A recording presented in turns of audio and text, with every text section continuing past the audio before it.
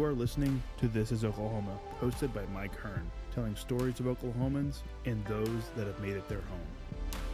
What's up, guys? Welcome back to an episode of This is Oklahoma. Mike Hearn here, host, back with another episode. Excited to share this episode with you today, but before we do, huge shout out to our sponsors.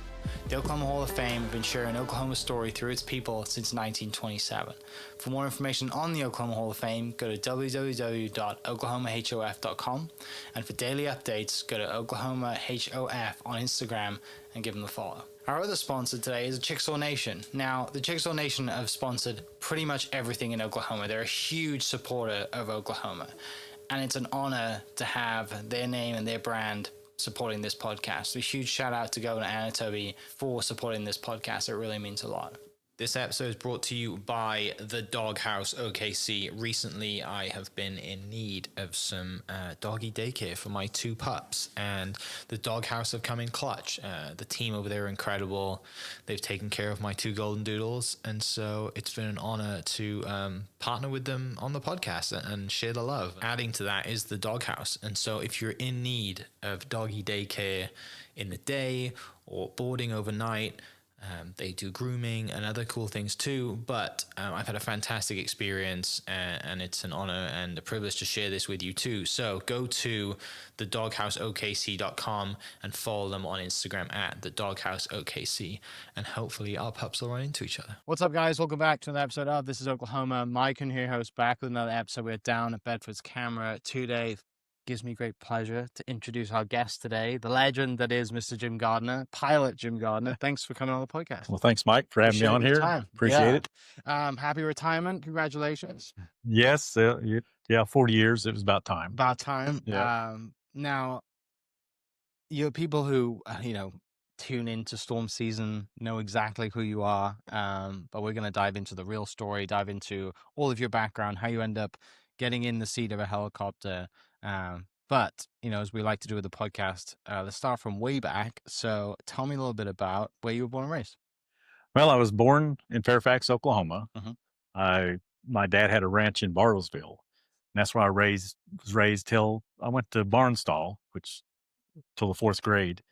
And then we sold that place and went to Missouri and lived there 5 years on a ranch, bought a ranch there, and then moved from there down to Wynnewood, Oklahoma, and that's where I ended up. A lot of people think because I was in L.A., they don't think I'm from Oklahoma, but I was born and raised here. Okay. So in 1983, I moved to Los Angeles. Oh, okay. Yeah. How old were you when you moved? Well, you're going to make me think way back, aren't you? Aren't you?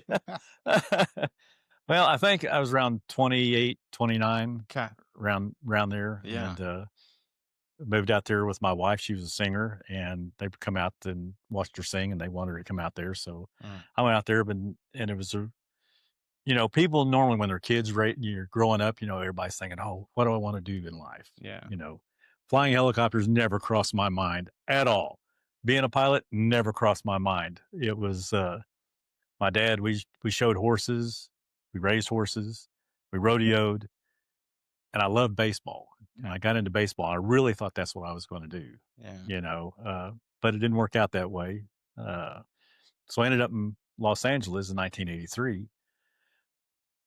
Through my first wife, I met Laura Hart. She was her vocal coach.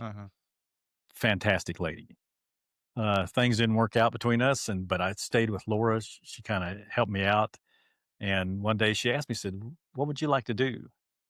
And I said, "Well, I always kind of wanted to fly." And she said, "Well, just do it. Your mom works at a bank in Oklahoma." She worked at Davis, Oklahoma, in a little bank, and said, "Get a little loan from her and start flying." So I thought, well, okay. So I called my mom, got the loan, and I had $45 in my pocket, which back then you could get a demo ride for $45. Yeah. And I wanted to fly I wanted to fly planes, eventually fly jets. That was what I wanted to do. And I drove all over Los Angeles. Every airport I ended up that had a training center, their airplanes were either down or they were gone. Yeah. And so I ended up in Torrance, California, about 5:00 in the afternoon, walked into Peninsula Aviation. I said, "I want to take a demo ride." But we don't have airplanes. We have helicopters. And at that point I was like, I don't care. I just want to fly something. Right. And I said, well, so who's my instructor? And this little white-haired lady about 5 foot nothing walked over to me and stood on my toes and looked at me and said, are you a doctor or a lawyer? And I said, no, ma'am. She said, good, come on. And so we went out the helicopter, and Loretta Foy was a fascinating woman. Mm-hmm. She was a Buzzley Berkeley dancer in the 1930s. Mm-hmm. She was a stunt woman, and she was a WASP in World War II. Wow. She eventually married Bob Foy, who happened to turn out to be Chuck Yeager. Anybody know Chuck Yeager? Broke the sound barrier and just an all-around tremendous pilot. Mm-hmm. He was Chuck Yeager's wingman in World War II. Oh, wow. So me and her became really good, really close friends. And she got me in that helicopter and just wore me out. I thought, well, if you can do this, because she had to have a pillow behind her to scoot her up far enough to reach the pedals, and I was fascinated that I was just watching her, man. I thought, well, if you can do it, I can do it. Yeah.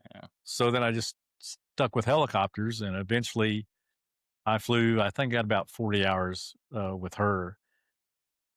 I didn't have all the money to put down, so I was a little bit different than everybody. I had enough money to get a few hours, and then I'd have to be gone. I'm trying to make enough money, work 2 or 3 jobs, make enough money, go get another hour. So it took me a lot longer to get my license than the normal person, but in the meantime, the friendship that we formed and the things, we would sit up at her house in Malibu and talk till 3 a.m. about all the stuff she did. So eventually I left there and moved up to Burbank, California to Cine Exec Helicopters because the traffic was getting so bad that I just couldn't get down. It did take, like when I first started, it took like maybe 30, 40 minutes to get there. Mm-hmm. Eventually it became an hour and a half to 2 hours to get down there, which was just probably worse. Yeah. Now it's probably worse. But so I moved up to Cine Exec Helicopters, Burbank. A friend of mine was an instructor there, and he said, hey, come up here. So I did, and that's where I ended up getting my private rating, was through them, and then eventually got my commercial rating through them. Now, Cine Exec Helicopters, they were really big in the movie business. In fact, Jim Deeth, Dan Wolf, they were both in that industry. Dan had Studio 39, which is a huge photography studio in Pasadena. Mm-hmm. Jim Deeth was a stunt pilot, movie pilot, and so I would, once I got my private license and then eventually moved up and got my commercial license, because private license, you can't do anything. You can't make money. You can't, you just try to build time. Purely a hobby at that point. Yeah, a hobby at that point. So I worked and got my commercial license. So I really didn't have that many hours, but they saw what I could do, and I worked really hard because I was working at Safeway, which eventually became Bond. I was working night crew there and then coming down there in the morning and flying. And so they let me do photography work in the piston helicopters and stuff like that. And eventually they said, hey, if you foot Bell School and get a turbine transition, we'll start letting you fly the Jet Ranger. It's a turbine helicopter, 5-place. And so another loan. Thanks, Mom. Yeah, thanks, Mom. Went to Bell School, got that. But it took me about a year for them to transition me in, because it's, you're talking about a guy, I only had 200 hours, which is unheard of. I got into the Jet Ranger, started doing charters, and we would fly, since they were in the movie business, we would do a lot of charters for stars and stuff, and especially Jack Nicholson. He never missed a Lakers game. So wherever he was on set, anywhere around in in a certain area in California, we had to fly and pick him up off the set and take him down, land him at the Lakers game. We could land across the street at a gas station, and then his security would take him across the street. Never missed a Lakers game. Not on a pad, just on we landed. We had a place we could land, and coming in, and drop him off. But eventually, Harry House, who's one of the top pilots in the movie business, he was coming in, and I'd always be up there, and I'd see him drive in on a pair cigar BMW bike. Guy looked like a rancher. With get off boxes and everything. He'd get off, and he'd come in a hangar. He'd just pull one of our helicopters out, and he'd take off, and I'd be sitting there. So I looked at my buddies that were instructors. I said, "Who is that guy?" And they go, "You don't know who he is?" And I said, "No, I don't know who he is." They go, "That's Harry House, man." I said, "Remember the opening scene on MASH when the Bell 47 comes in and lands? That's Harry." He said he did that. And I said, no kidding. And so one day I had to drive the fuel truck for Harry. He's on a movie, and they said, hey, you need to take the fuel truck out there and be with Harry. And again, we just became really good friends. And he was a great individual because, one, he didn't really have an ego, and he would share anything with me. And so he taught me a tremendous amount. And eventually we became really close to where every time he went on a job and he needed a fuel truck, or he needed a night sun operator in the helicopter to run the big night suns on the helicopter. We were in a scene where he had to use a night sun. He would get me to be the guy to run it, and he told me one time he did Ben-Hur, believe it or not, with Charlton Heston, which he talked to me about that. And Harry had done so many things. I was just fascinated with him. And for that guy to share what he learned with me, because I learned a lot that would have took me years to learn on my own. But with him, I just picked it up because he would sit and explain every detail about doing something. And what really made me feel like I'd made it was we had to do a McDonald's commercial one day. And he called up and said, hey, we got a McDonald's commercial to do over at Universal Studios. He said, I need night sun operator. He said, I want you to go. And I said, okay.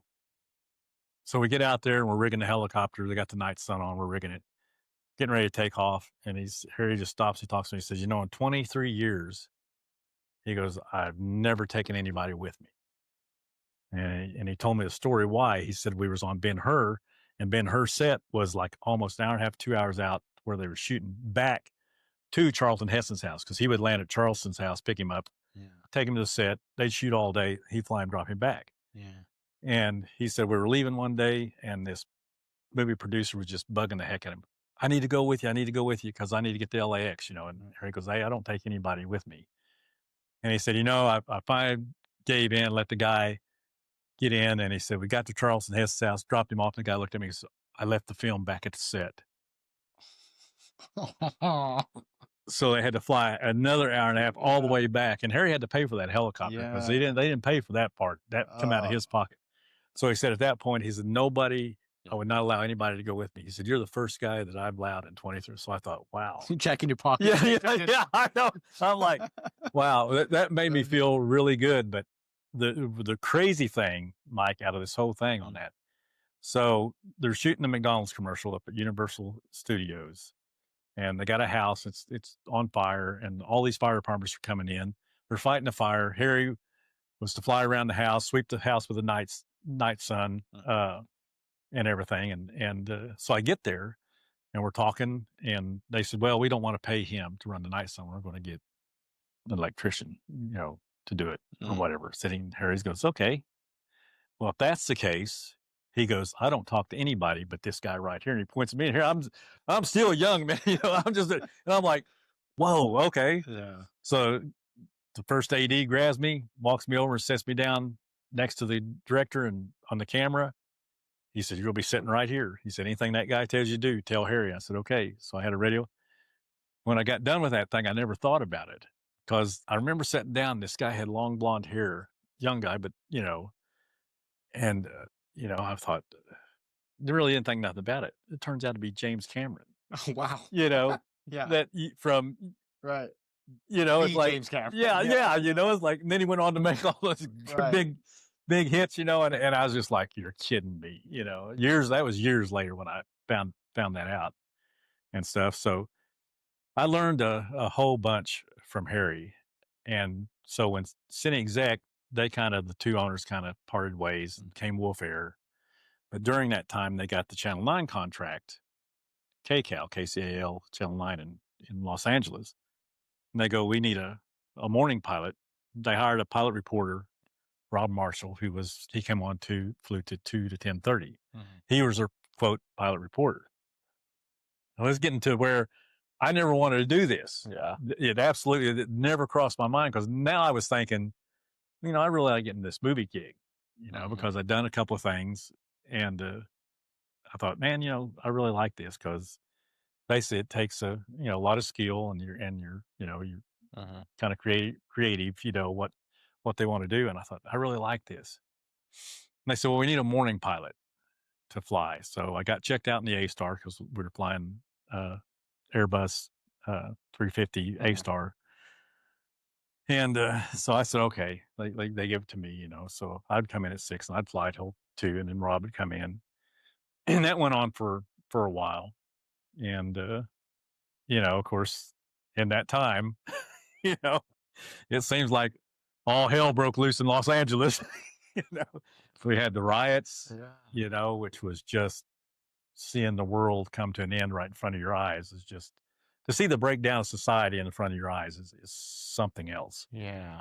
You know, I mean, people here, when we had the little disturbance, what I call a little disturbance in Oklahoma City, the media kept calling it riots. And I was like sitting down at the station going, you people don't know what a riot is. Yeah. I've been in a riot. And the first night that broke out, Kent Pierce was still flying KCAL Channel 9, friend of mine. I was flying bank runs. So bank runs in LA is you strip the inside of the helicopter out, you have a loader, you fly to a designated airport, they load all kinds of bank paper in the helicopter, and you fly it to another airport, it's loaded on a Learjet to get it across country. Yeah. Because you can't drive around LA. It's the Italian job all over. So I remember when that happened, I remember they said, hey, go down to Cal Fed building in the Long Ranger. And I was flying John Carpenter's Long Ranger, the movie producer, does all the horror movies. He owned this Long Ranger. I said, go fly John's Long Ranger down there and pick up your loader on top of the Cal Fed building. I said, okay. So I go down there and land.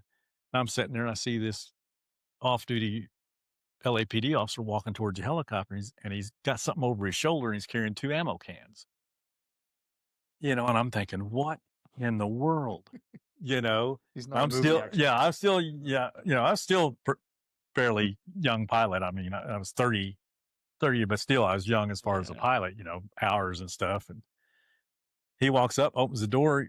He sets the ammo can down in co-pilot's seat, hands me an ammo can, hands me a 45, takes the Laws rocket launcher off, sets it in back. And I'm sitting there just going, what in the world? And he just looked at me and he said, hey, he said, if we go down in the street, he goes, we're going to take as many of them with us as we can. And here I am, you know, like, what in the world? And so just before we lifted off, I hear Kent Pierce. He starts hollering over the radio because we have a shift-to-shift frequency that all the helicopters can talk to. Yeah. It's just our discrete frequency, so everybody can talk ship-to-ship. And he starts hollering. He goes, hey, I've been hit. You know, and you got to understand, there's stuff going up around us, man. I mean, it's just buildings are being set on fire. Gunshots are going off. And so I said, where are you going? He goes, I'm landing on Children's Hospital. So we picked up, flew over there, landed on Children's. We get out, and he's by the helicopter. He's so white. He's whiter than the top of that cap on that bottle. And he's walking around the helicopter, and we get out, and, you know, we're looking, said, you all right? And he goes, yeah. And so we're looking at the helicopter over where there was no bullet holes. So, but what had happened, he'd flown over a transformer. They shot a transformer out right underneath him, and it exploded. When it did, everything peppered the bottom. Yeah. And he thought they just riddled it. Lit him up. Yeah. You know? Yeah. Wow. So we got that squared away and got him off the ground again. And then we ended up doing our bank runs, you know, coming back. And all the time we're doing bank runs, I'm looking down, and people are just unloading buildings. I mean, buildings. Yeah. They had what they call Fedco there, which is kind of like a Sam's or whatever here. Sure. And I can remember we were flying down, and this guy said, look down bank. I looked down, it's just a mass of people, and they just pushed the front of this building in. And in 5 minutes, they had that entire building out in the street. Wow. Yeah. And I was just like, my gosh, what, you know, of course, the police couldn't do anything. And so that went on for, I don't know how long, days. We were flying around the clock, you know, because I was switching off from doing that and flying KCAL. And you know, I can remember topping the Hollywood sign at 6 a.m. in the morning, Mount Lee, and smoke just coming up, looked like a war zone. Yeah. You know, and we'd fly around. We were flying movie people. We were flying, you know, and finally they called me up one day and they said, hey, you're flying Flathead Productions. They want to do a documentary film on this. And they said, you're going to fly them tonight. And I said, okay. John Carpenter's Long Ranger again. We just put a new engine in it. And so the chief mechanic goes, I'm going to go with you right in the co-pilot seat so I can watch the instruments, let you, because you're going to have this guy hanging on a harness, standing on the skid. Yeah. Then you're going to have the producer and stuff in the back. And he said, so you just fly. He said, I'll watch the instruments. And I said, okay. So they took off. We took off in about, I don't know, it wasn't 30 minutes. And they went to screaming on the radio, go down here. They set Shorty's camera on fire. Shorty's camera was a big icon. And I guess they just torched the building. And I rolled in. It was a blaze. And so I come in and the building's over here and I come in and the cameraman's standing on the skid and I come up, I move up and he's just filming it, and the people. And what a lot of people don't know about the LA riots, there were a lot of people in LA that were trying to help the police and the fire department. So when the fire department was fighting, there were civilians out there holding hoses, dragging hoses, doing whatever they could to help them, And so I'm sitting there and I'm in a hover and there's this apartment building just right 1 block away, and it's a brick building and all the windows are square, black squares, and so I'm sitting there hovering, this guy's shooting and all of a sudden I see flashes start coming out of these windows, and I'm sitting there, I'm like, But I look over at my chief mechanic and I go, dude, I think they're shooting at us. And about that time, the cameraman comes diving back into the helicopter. He goes, dude, they're shooting at us. A bullet just went by my head, and I'm just like, man, so I roll hard, man. I roll bank left hard, man. I go between 2 buildings and fly out. But I mean, that's the way it was every night flying. I mean, we'd be flying on whatever and you'd take rounds, people, it was just, the total breakdown of society in front of your face is something that I don't want to see again. I mean, it's scary. Yeah. Did any helicopter go down? No, luckily nobody went down, but I had several friends, Pasadena PD took a round through the nose, to the chin bowl of the helicopter. And Bobby was our check airman for the company I flew for, but he's also a Pasadena PD air support officer. And he hollered and said, hey, I took a round. We're going into Pasadena heliport. And it clipped, you got tail rotor pedals down, rotor pedal, what the airplane would be called, but tail rotor pedals for the helicopter.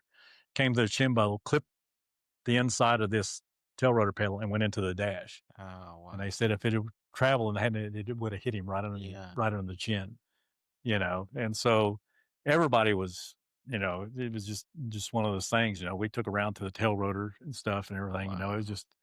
it was just nuts. Of course, then after that happened, and then we got the O.J. Simpson chase, and we were on that, and that was just another, to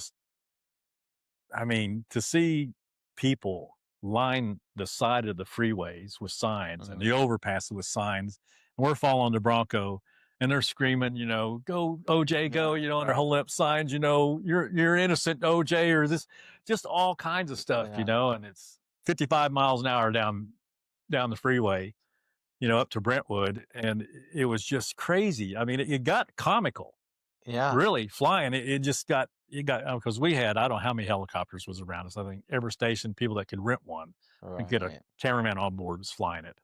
Yeah. And so, that was just another thing that it was just comical to see how people acted. Man, it's just like, what is going on? It's just, because I had to fly over that scene. The next morning after they had died. Yeah. And let me tell you, I never knew the human body could hold that much blood. Oh, wow. Because it had run out onto the street and their condo was up on a hill. So it ran down the street all the way down to the bottom of the block. And I was like, that's not normal. That's in, and so it was a really brutal scene to see from the air and stuff. And then to see the other reaction of him driving down the road, right? Everybody saw, you flew the O.J. Simpson chase. Well, I don't feel like, I mean, there's a lot of other guys out there flying the O.J. chase. Right? Yeah, I wasn't a chase, and there's a lot of other people there. And I always said, listen, if you go back and you look at the news and you see where the white Bronco is going down the road and you see O.J. raise up, there's like somebody shooting the front of the Bronco. And you see O.J. raise up. That was my cameraman that flew with me the last few years out at L.A. he's on the ground for KCAL. Yeah. And before the CHP shut down the freeways and had put out, said anybody that crosses us is going to be arrested. Yeah. So, but he was in an unmarked white van for KCAL. They had the big mirrors on it. Yeah. And I always give him credit. I said, man, this is a shot of a lifetime. Right. So he was up front and got in front of the Bronco and set his camera on his lap and adjusted the big mirror to where he was shooting in front of, and drove and followed them. That's brilliant. And that's how that shot of OJ raising up in the back seat and then going back down was by Webb Weber. Wow. You know, and I told Webb, I said, man, you pulled the thing. That's genius, yeah. That was a shot of the century, you know, and stuff. But you know how all that went. Every day we had to be up. We had to be up over the federal building, man, at 8 a.m. in the morning and watch OJ take a step about as wide as this table from the jail to the band. Yeah. And there'd be 6 helicopters sitting there hovering just to get that one shot of him going from the jail to the band, because everybody was saying, oh, somebody's going to break O.J. Simpson out of jail. You know? Right. So, yeah. So we need to see if something happens. After about a month, we were all talking to ship going, okay, who's got a rocket or something on there? Let's just end this now. You know, we're tired of coming over here at 8 a.m. every morning, man. You know, so we'll take turns and someone can just share the feed. Yeah. So that was one of the things. And then the Northridge earthquake was another one. That was just another around the clock flight deal. I was actually still working for Bonds then, and I was living in Palmdale, Lancaster, with a friend of mine. And I remember I was getting ready to go to work, and it was like 4:30 in the morning, and all of a sudden the house shook. And I look over, I walk out my bedroom, I look at Joe, and I go, somebody just got wasted.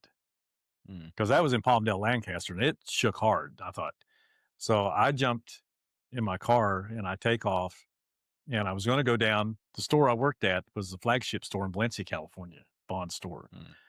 Well, there's Newhall Pass. Right as you pass Valencia Boulevard, you start going into Newhall Pass, which is where I can't remember all the freeways, 5 and all them kind of intersecting. It's just a big pass, but it's, they're 300 feet tall, Well, this CHP officer on a motorcycle was in front of me, and we're just hauling down the road. Well, I turn off to go check my store. He goes straight. Well, that entire pass had collapsed. Oh, wow. And he just went right off. I mean, the road just ended. He just went right off and, died. Jeez. And I was thinking to myself, I was following him, just flying down the road. And if I hadn't turned to go check on my store, take an exit, I'd have been right behind him. And I thought, what is the likelihood of that? So anyway, I checked the store. I told my people there, hey, I'm going to go on, because I knew that, because they knew flying was my passion. I mean, they gave me a lot of leeway. So I took off, and I had to kind of wind my way around to get down to Burbank. And the doors were off the hangar. They'd fallen off the hangar, but luckily it didn't fall in on the helicopters. They kind of just fell out a little bit.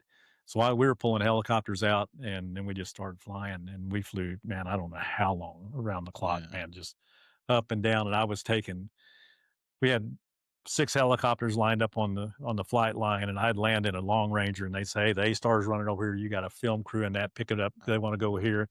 I'd land the A-Star, and they go, hey, get in the Jet Ranger. You got a photo crew that wants to go for Newsweek, wants to go shoot. So if you ever saw the Newsweek or I can't remember the other magazine that shows Newhall Pass, it's got the semi and a couple of cars just on that little piece of highway and everything else going. We shot that. Wow. And stuff. So that was another thing. So, and then the Murrow building happened back here when that blew up. And I was sitting in a hangar at Burbank, and I was like, man, I need to get back home, because this is just crazy. Yeah. But to give you kind of an idea, I kind of got ahead of myself. The reason I ended up doing what I'm doing was Rob Marshall, the KCAL pilot reporter. We were walking out to the helicopter one day, and he just stops. He turns around, gets right in my face, and he says, I'm one of a few people that can do what I do. There's maybe 1 or 2 that can do what I do, fly and talk. Well, that became a challenge. Yeah. And I thought, okay, really? So since I was a morning pilot, Webb Weber, who was flying with me then, one day we're going out to a story, and he says, hey, you need to talk on this. He goes, we're going to a fire, big fire. I said, well, it's union in LA. So you have to be either after or SAG to be able to talk. Mm-hmm. But he goes, no, he said, let me call the executive producer. So he calls, he said, they're going to let you do it. Just do it. So I go out there and we do the fire. They pitched me. I talked, I do my thing, pitch it back. Now I'm flying back and Webb's just not saying a word. And I'm thinking, man, I must have really been bad because he's not saying anything. Yeah. And so we get about halfway back to LA and I go, dude, really? Did I stink that bad? And he goes, no, man. He said, you were really good.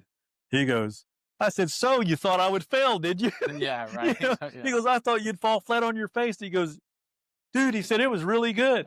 So then I guess down at the station, everybody started asking, why do we have this guy when we can have this guy talking in the morning? Right.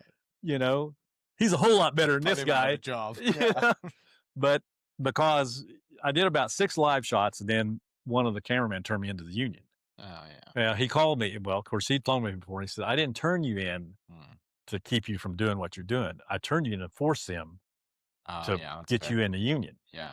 But because Rob had a tie-in with the operations manager and the news director, they were buddies. Yeah. They said, no, we're not gonna put him in there. But they had to pay me for them 6 times that I spoke. Yeah.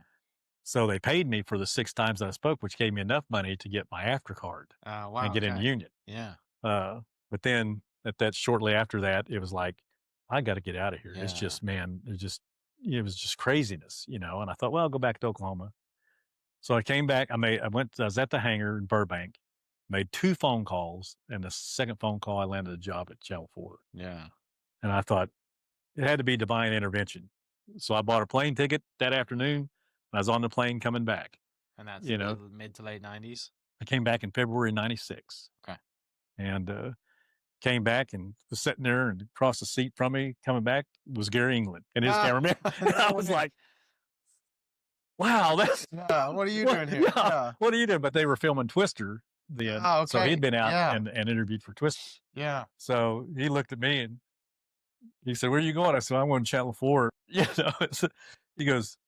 of looked at me and goes, you're going to need a bigger coat. I said, yeah, I didn't think about that, because leaving California, it's like 80 degrees all the time, And, dumb. So I get off the plane here and it's just like freezing, because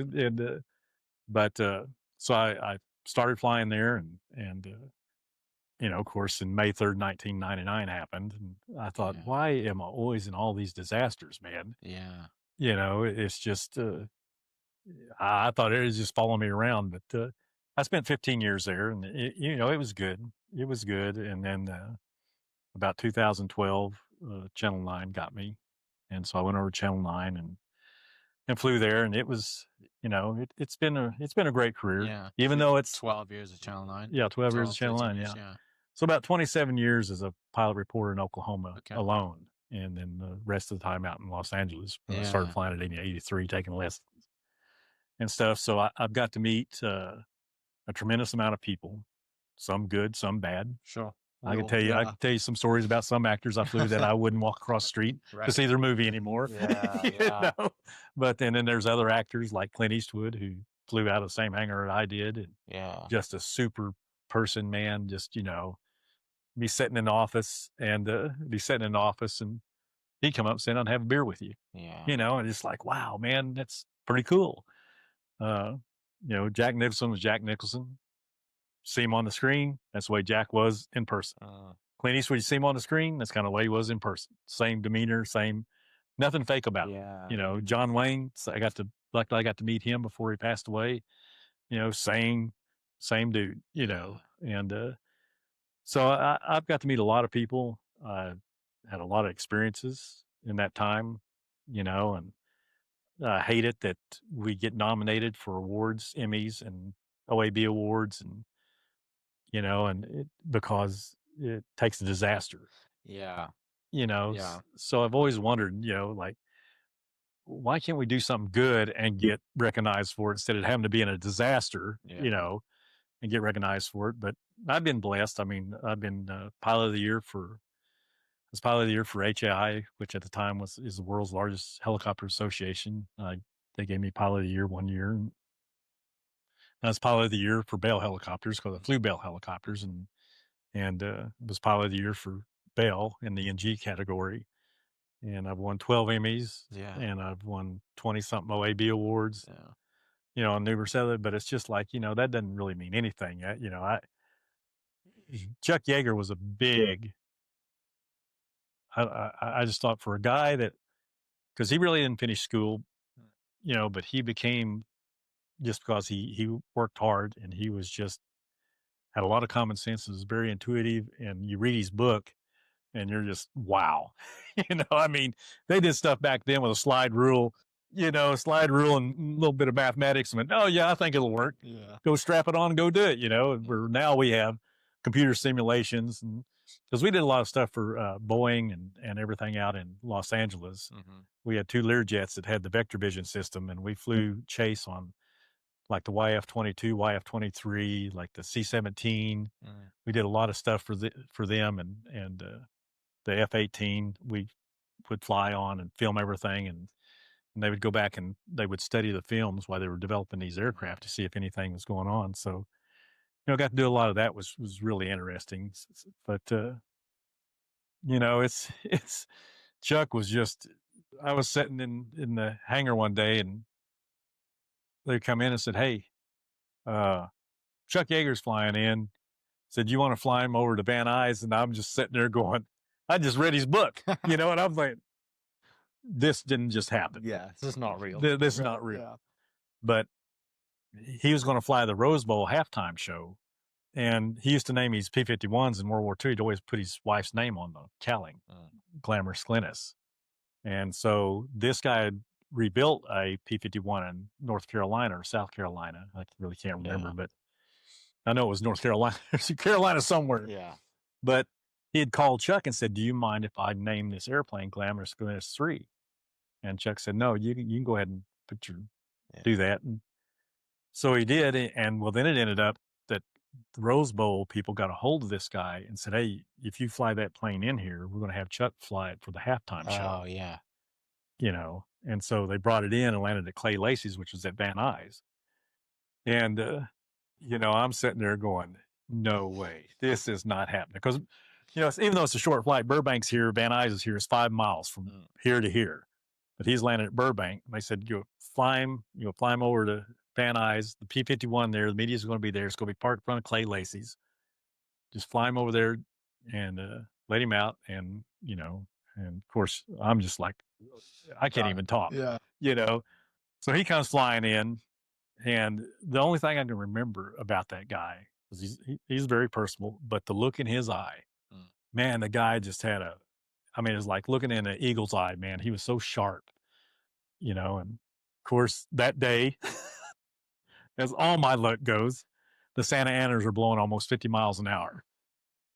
And I'm like, what is the likelihood of, because you got to understand, a helicopter is like a big weather vane. It wants to point into the wind no matter what. So you're always controlling it with the tail rotor pedals, keeping it. And I thought, man, what is the likelihood of this? So we go out there, we get loaded up. Dan Wolf, the owner, he's behind me, and he said, I won't go with you. I said, okay. So I put him in the back seat. More. And I load Chuck in the co-pilot seat. And what a lot of people don't tell you, read his book, he hated flying and he hated helicopters. Oh, really? Absolutely hated them, because he'd went down in one when he was in the service, and he'd went down in one. He just hated them from that point on. So I get in there, we get started up, everybody's in, I take off, and I'm flying over to Van Nuys. Well, Clay Lacy's, their hangars is in a big U, and the offices are here, and then hangars here. Of course, the helipad's right here, which means the wind's blowing from this direction at 50 miles an hour. So you got to turn and work your way into here and set it on the pad. Yeah. And I come in, man, and I'm just thinking to myself, I couldn't even tell you. I think Chuck was talking to me, but I was so blitzed, man. I was like, it's like, I don't even remember what he was. Yeah. So we fly over there. I go in there and land, and man, I'm fighting it to get in there to the pad, and I can see the P-51 down there, all the media. And I go in there and land on that pad, and I'm trying to, because I'm kind of crosswind. It's tough, because I land, I kind of bounce, and I get it set down. And all of a sudden, man, I get this jab in the ribs, man, really hard. I mean, he's like, bam. And I look, and Chuck's like right here. He goes, thank God for them rubber skids, huh? And I just went, the owner in the back seat goes, you're fired. And I felt like dying, man. But Chuck looked at me, he said, no, dude. He said, you are good. He said, I didn't think there was any way in the world he's going to get this thing landed. Oh, wow. He goes, you did a great job. And he said, hey, come with me. So we shut down the helicopter, get out. We went up to P-51, got up there, and he says, get up here. And he let me get in the seat, man, and stuff. Wow. And he just started explaining stuff to me, man, and stuff. Said, this is where we spend 8 hours a day. Yeah. Right here, I thought, wow. Best day ever. Best day ever. I thought in my career, if I stop flying tomorrow, man, I'm happy. Oh, that's awesome. And then I got Pilot of the Year by HI, which I never thought would ever happen. Because look, I think at that time they had 500,000 members, all around the world. And farthest thing from my mind. And after May 3rd, 1999, I'm sitting in my office at Channel 4 and I get a phone call from HI. And they said, hey, you've been nominated for Pilot of the Year, so we need you to come out to Las Vegas to the convention. And I'm sitting there going, no, this got to be a mistake. I go out there, and I'm at the convention. I'm sitting at the table. And, you're sitting around all these guys that are flying EMS or, these rescues that, the Coast Guard, Army, all these guys that are flying SARs and stuff. And I'm sitting there going, I shouldn't be here, man. What is going on? Right. I'm just happy to be here. And all of a sudden I get a tap on my shoulder and I turn around. It's the president of Bell Helicopters. Oh, wow. And I'm looking at him and I go, yes. And he goes, we need you to come over to the Bell booth. Of course, Bell booth is the size of this building. Yeah, I'm sure. They got all the helicopters there on display and the big stage. And I said, okay. They said, yeah, we nominated you, you're Pilot of the Year in the NG class for Bell Helicopters. And I was like, what? So I had to run over there, run up on stage, get the award from the president, say a few words, run back down, run all the way over to there and sit back down at my table, And of course, they gave it to I didn't win it, but they gave it to a 412 crew out of Australia that rescued a bunch of guys on the yacht race. Oh, wow. And I'm sitting there going, wow, man, I'm just happy to be here. This is amazing. These guys are awesome, and I'm like, so I go back to Oklahoma, 2000 rolls around, sit in my office, get a phone call. It's HI. They said, hey, this is the first time in history that this ever happened, but we carried your nomination over to 2000. Yeah. And I said, again, I'm sitting there going, okay, this is a big joke, right? Somebody's, and they said, you need to come back out to Las Vegas. So I go back out to Las Vegas and I'm sitting there with a Coast Guard admiral and his crew at the table, and they're all in their dress, formal uniform. Yeah. I'm sitting there looking at them, man. And of course they put your footage up on a big screen, right? Big footage playing on a big screen for the whole world to see. And I'm watching these guys rescuing guys off a burning oil platform. I'm sitting there going, there's no way, right? No, there's no way. And I'm looking at them and I'm going, guys, I shouldn't even be here. And they go, oh, no, man. Yeah. We saw your stuff. It's like crazy, and so it rolls around and lo and behold, they announced Pilot of the Year, Jim Gardner. Oh, wow. And I'm sitting there going, and I'm looking at the admiral. And all these guys get up, man, and they're just clapping for me. And I'm sitting there going, no, this is not right. If imposter syndrome is a scene, it's right now. Yeah. You keep waiting for somebody to jump out and go, ha, I got you. I got you. But I got up, went up and accepted the award, and I came back and I said, guys, seriously, I said, I shouldn't be sitting here with you guys. And the admiral was just gracious. He said, no, he shook my hand. He said, no, dude. He said, that what you did was amazing. He said, the people's lives you saved by being out there, he said, as that made me feel real good. So again, I thought, man, if my career ends tomorrow, what can I say I haven't accomplished? Because that's what people don't think about, right? They see your shots, they see the tornado, and the weather system and all the things, but they don't think about the lives that you're, because of your shots and because of the work you do, because you're up there, they don't think about right. Whether it's warning or spotting people after right, the gone through. On May 3rd, 1999, we did spot a lot of people in and debris and stuff, and got people over there. And I mean, it was a bad deal. Anything that involves kids, when I think about kids, it gets hard for me to talk on the air. Sometimes I just have to throw it back to them and say, boys, I can't talk right now because I think about that massive destruction during 99. Little kids don't know what happened. They just get up, they just know all their stuff is gone. And you think about what's going through their mind and everything. I mean, it's just a really bad deal. Of course, that's the only thing about flying ENG. You see a lot of bad stuff, and you kind of got to get yourself numb to it sometimes because it's just so much stuff that you can see from the air. And with the cameras we got nowadays, you can see everything very clearly. Yeah. And so, that gets a little tough sometimes. But as far as the weather chasing, when I left in 83, that wasn't a big deal. When I came back in 96, that was one of the questions they asked me. They said, well, are you scared of flying storms? And I'm thinking, why? Yeah. Listen, I just went through the riots at LA getting shot at every night. Why would you say flying storms? But it was a big deal. It became a big deal. And I said, no, storms don't shoot at you like the people in LA. Yeah. So this is a cakewalk, Right. And they go, well, you scared flying next to another helicopter? I'm looking at them going, what do you mean by that?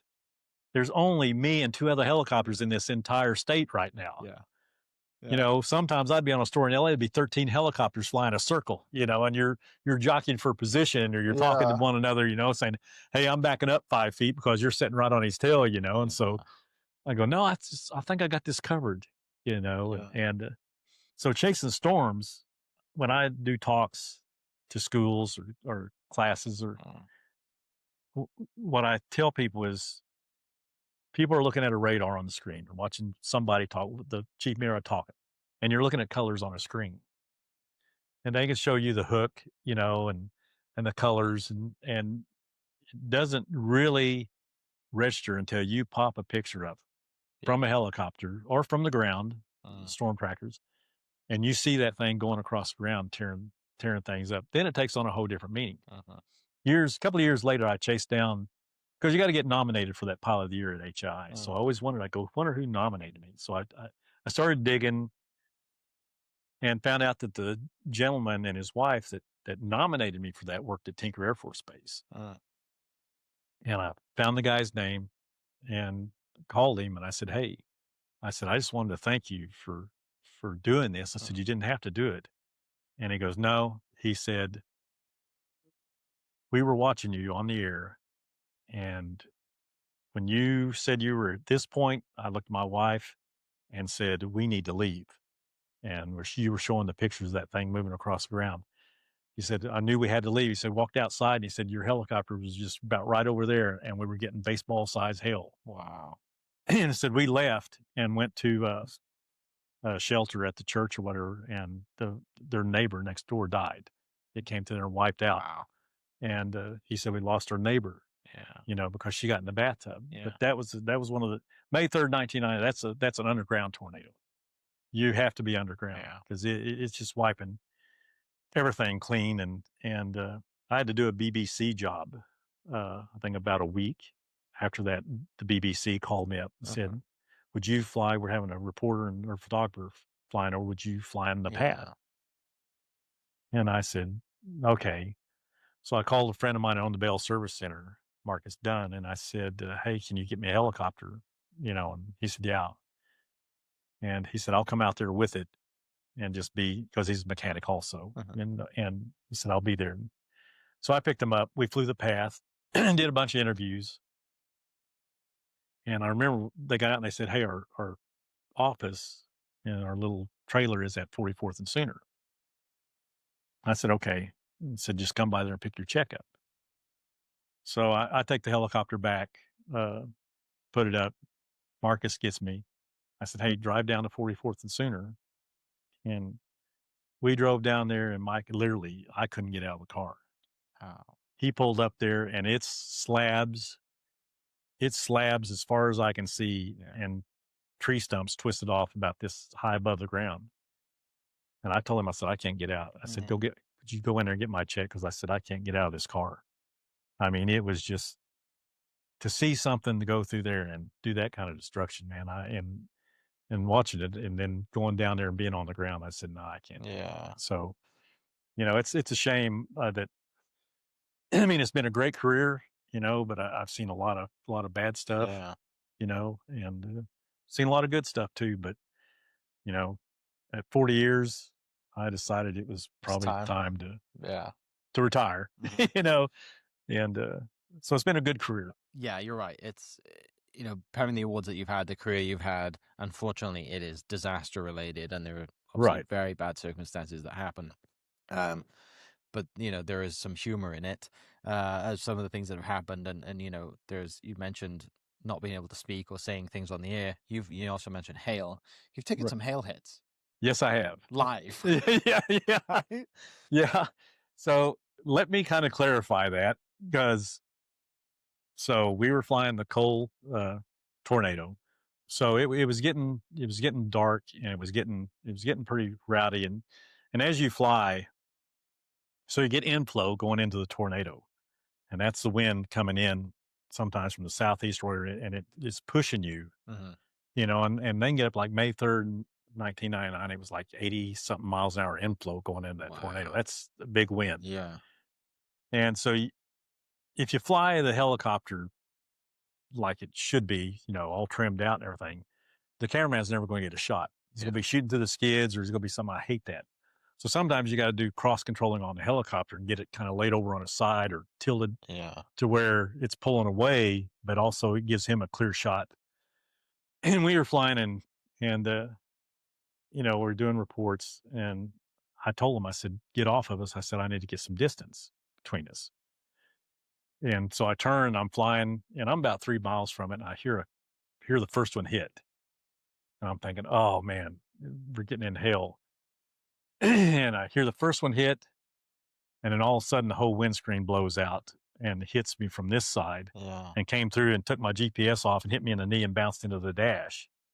Of course, it blew out the windscreen, and of course, you're flying at 100 knots or something. So you're getting hit with the, and so I'm getting the helicopter under control and stuff. And then of course, I heard it on the air. Well, you probably heard all the rest of it. I heard you dropping some F-bombs. Yeah, absolutely. Yeah. So I think it was David on the other end of that. David was on the other end. But what had happened was I called them and said, hey, we took a hit. The windscreen's gone. Well, they told the web people, take him down off the web now.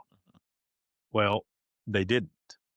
For whatever reason, they didn't do what management told them to do. They said, drop it, So when I kind of lost it on the air there, it was recorded. It wasn't supposed to be on. It wasn't supposed to be on. And plus, I was talking to my wife. Because I'd called, and the operation manager said, where are you going? I said, I'm going to Purcell. I want to try to make Purcell.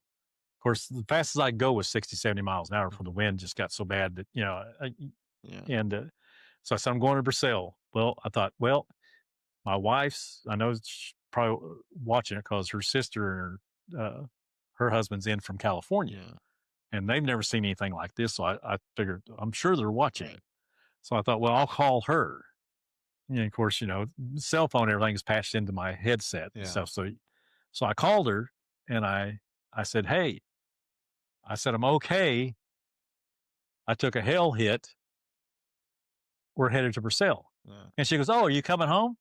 And I said, no, I took a hailstone. I'm headed to Purcell, but we're okay. Oh, okay. Will you be making for dinner? And I go, no. And I explained myself again. And then she starts telling me what she's cooking. And when she started telling me what she was cooking, then I just lost it. I said, God, I'm trying to save here, man, just, and of course that went out over there, Oh, that's great. Yeah. And so, that's brilliant. Yeah, it was like, but anyway, I couldn't I landed Purcell, and the storm started to run over me, and we had to take off from there, and I made it down to Paul's Valley and got the helicopter put up. And then that's when the owner, not the owner, but the guy that manages the helicopter for 9, he has Shawnee Air Flight Helicopters. Okay. he had come out there to make sure we had it all taped up and everything. When we're headed back, that's when the tornado went through Shawnee and completely wiped out his facility. Took everything, just wiped it out. Wow. $24 million gone. Yeah. You know, Of choppers and everything. And yeah, helicopters, everything, you know. And so the next day we're driving down, my daughter's with me. And of course, you know, as young kids today, everything's about social media. Yeah. Me, I could do without it. You're a hit. Yeah. Oh, man. Yeah. And she's sitting back there, you know, we're driving. She's in the back. She goes, She goes, I see hoodies in our future. And, you know, all this. And I said, what do you mean? She goes, you're number 3 on Reddit right now, man. Moving up, you know. And then she's going, all the Google, this, oh, man, you're this. I said, will you stop? I go, please. She goes, oh, Dad, we got merchandise in our, you know. That's explains all that. You know, I didn't lose it because I got hit by a hailstone. I didn't lose it because things were breaking apart. You know, I lost it because I was trying to explain to my wife that, hey, we're okay. We're trying to make it. I don't want to know what's for dinner, man. You know, I don't care. Oh, that's so that's that one. Yeah. And of course, you know, you're probably going to ask me about the famous. I mean, you've had some hits. Yeah. Oh, yeah. Had some social media hits. Yeah. Well, this one is probably going to define my career because that's the way I get introduced from now on. And not that, hey, he flew the riots, he flew the O.J. Simpson chase, he flew floods, he flew all this. No, it's this. Yeah. You know, and so I think the reason it's another one that went big on Reddit. Yeah. I mean, around the world, is the way I answered. So when we flew over there, the semi's overturned, I-40 shut down. Yeah.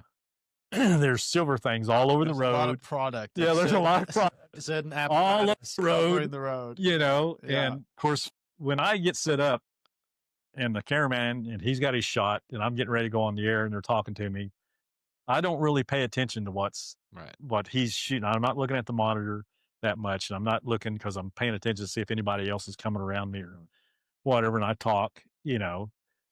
So I look and I do my little report, you know, traffic accident, I-40 shut down, semi overturned, this, you know, back to you, Lacey and Robin, back to you. Well, Lacey come back and said, well, Jim, we can't tell, but what was the semi carrying? Well, I didn't look. Okay. Yeah. I didn't look.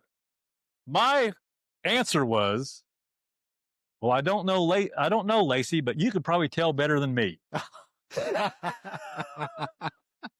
Lacey and Robert like, and then my cameraman goes, hey, Jim, look at the monitor. And he zoomed in. I went, oh no. And Lacey, because it was kind of funny because I heard her kind of giggle. And then she said, okay, you know, something, then signed off, you know. But then I see why. And then Reddit was just blowing up. What a great comeback, man. You know, out of nowhere. And I was like, out of nowhere. And I honestly didn't know. Everybody thought I did it on purpose. Yeah. I said, no, I didn't. That was a normal response. Yeah. Right. I didn't know what it was carrying, you know, and I just said, well, you could probably tell better than me, Lacey, because the cameras can zoom in, you know, and I'm not watching the monitor. Yeah. And then my cameraman, Rich Kriegel, goes, Jim, look at the monitors. I look over and I went, oh my gosh, I could have said anything but that. Right. You know? Yeah. So now that has went down in history. And so anytime my friends or anybody or introduce me to anybody, they go, this is Jim Gardner. Remember the truck that overturned? He's the guy. The guy with the one line. I'm just like, yeah. What are you? Is that what I'm going to be known for? Yeah, you know, right. But, all you know, things. But hey, you know what? I'd rather have that than have a disaster going on. Absolutely. Where people are getting hurt. Absolutely. You know? Yeah. So all these, you know, we just scratched the surface on the stories and the career that you've had and the awesome things that you've had. There's a book coming. Right? Eventually. Yeah. So you've retired, you're going to do some speaking engagements now. Right. But ultimately there is a book coming. There is a book coming. Okay. You know the gentleman that's going to help me with the it. legend that is Bob Burke. Yeah, Bob Burke. He's agreed. I didn't really think, I really didn't think he would do it, but man, he just jumped right on. He said, I would love to do your book. Yeah. And so we got this other stuff started now with the merchandise and the website and selling merchandise. And boy, we've been trying to get that rolling and coming up with different ideas. So we the book's kind of slacked off, but I'm going to have to knuckle down. Probably what I'm going to have to do is probably just take a week off and go somewhere. Yeah. And just lock myself up, really. And just do it with Bob's help. And I mean, it's I guess that'll be the legacy, my legacy there. But Bob, he's really a super nice guy, and he said, "Hey, you're Oklahoma history, man," and he goes, "That's what I want to keep alive." And I said, "Well, I appreciate that." So it should be really interesting. Yeah. I mean, I've when I look back,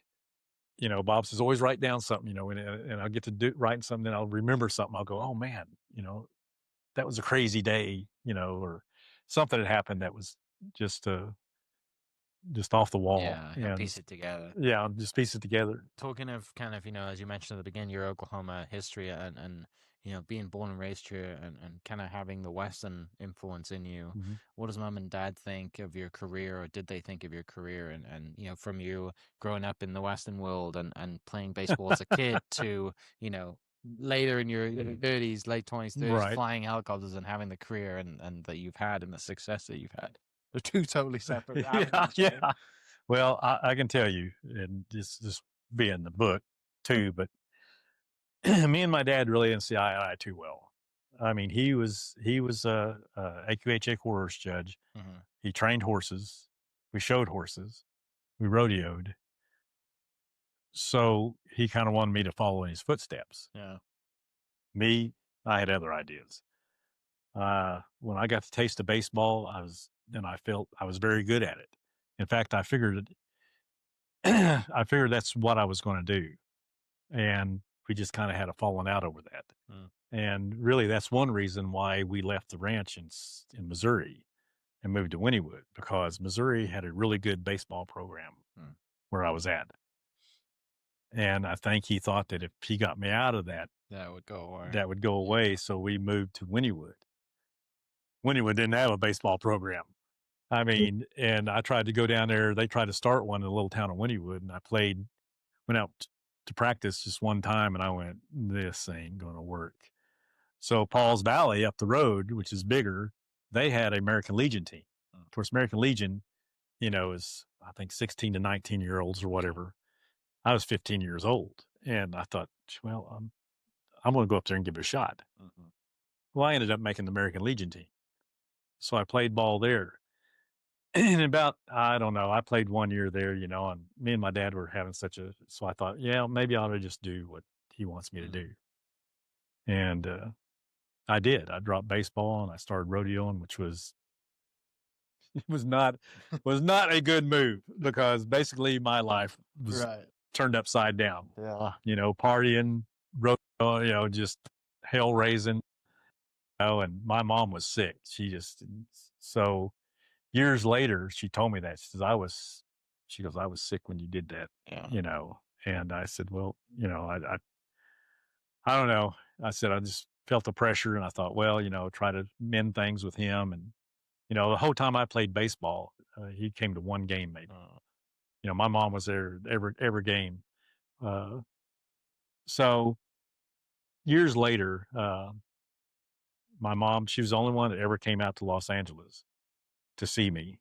And, I'd go down, the owner of the helicopter company would let me borrow a helicopter, and I wouldn't drive down to LAX for nothing. And so I'd say, hey, I'd go down there and pick her up in a helicopter, and I'd fly her around LA, go up next to the Hollywood sign, take her on in, and she'd spend a couple of days, and I'd fly her back.